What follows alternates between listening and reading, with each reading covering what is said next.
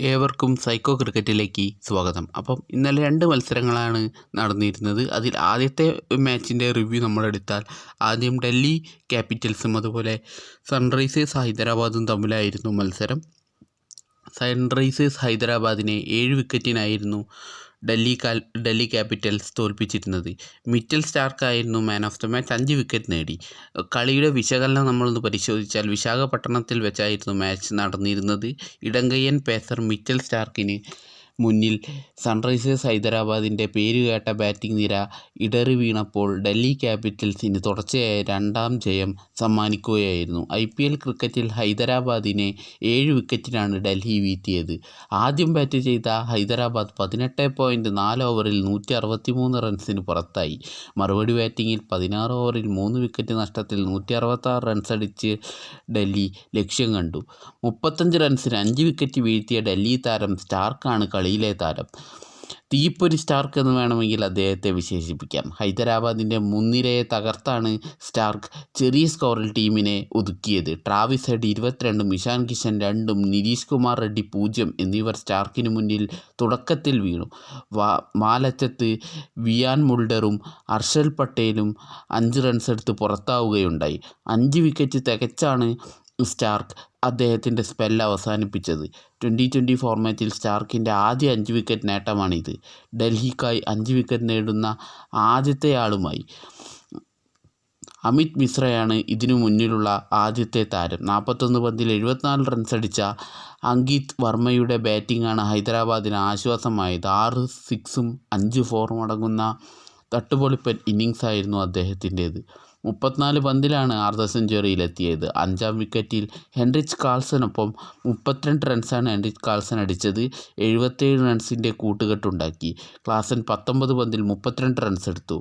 ഡൽഹിക്കായി കുൽദീപ് യാദവ് 3 വിക്കറ്റും നേടി.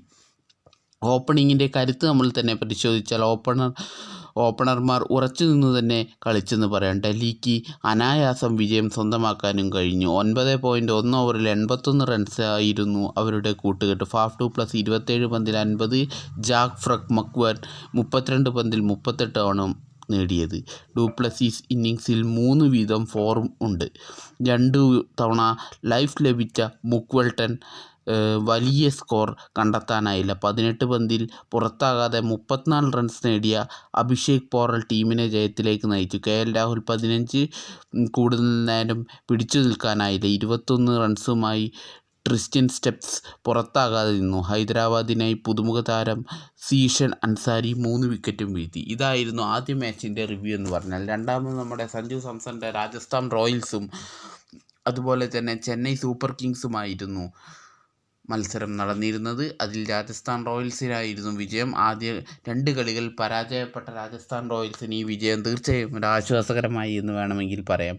ഗുവാഹട്ടിയിലായിരുന്നു ആദ്യ മത്സരം നടന്നിരുന്നത്. ഇവർ തമ്മിൽ 7:30-ക്കായിരുന്നു മത്സരം ആരംഭിച്ചിരുന്നത്. പഴയകാല ഫിനിഷർ ധോണിയുടെ മിന്നലുകൾ കണ്ടെങ്കിലും കളി ഫിനിഷ് ചെയ്യാൻ അദ്ദേഹത്തിനായില്ല.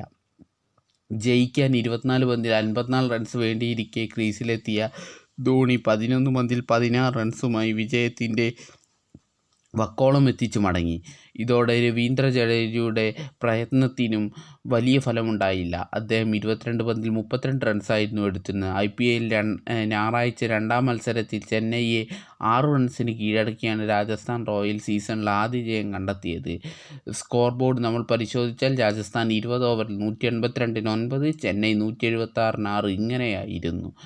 ആദ്യ ഓവറിൽ തന്നെ ജോഫ്ര ആർച്ചർക്ക് വിക്കറ്റ് നൽകി ജജിൻ രവീന്ദ്ര മടങ്ങുകയായിരുന്നു. അപ്പോൾ തന്നെ ചെന്നൈയുടെ വിക്കറ്റുകൾ പവർ പ്ലേയിൽ തന്നെ അവർക്ക് നഷ്ടപ്പെടുകയുണ്ടായി. തുടക്കത്തിൽ ബാറ്റിങ്ങിൽ പരാജയപ്പെട്ട അവർക്ക് ബാറ്റിംഗ് ദുഷ്കരമായ പിച്ചിൽ തോൽവി വാങ്ങേണ്ടി വന്നിരിക്കുകയാണ്. രാജസ്ഥാൻ റോയൽസിൻ്റെ വിജയശില്പി നിതീഷ് റാണയാണ് 36 പന്തിൽ 81. സഞ്ജുവിന് 20 റൺസെടുത്ത് മടങ്ങേണ്ടി വന്നു. ജയ്സ്വാൾ 3ാം കളിയിലും ഫോമായില്ല. എങ്കിലും രാജസ്ഥാന് ഇത് ആശ്വാസ ജയമാണ്. ബാക്കിയുള്ള കളി ചെന്നൈയും 3 കളിയിൽ 1 കളി മാത്രമാണ് അവർക്കും ജയിക്കാനായത്. ഇനിയുള്ള ബാക്കി കളിയിൽ 11ഓളം മത്സരങ്ങളുണ്ട്. അതായിരിക്കും പോയിൻ്റ് ടേബിളിൽ ഫസ്റ്റ് 4 ടീമിനെ തീരുമാനിക്കുക. എന്തായാലും നമുക്ക് നോക്കാം.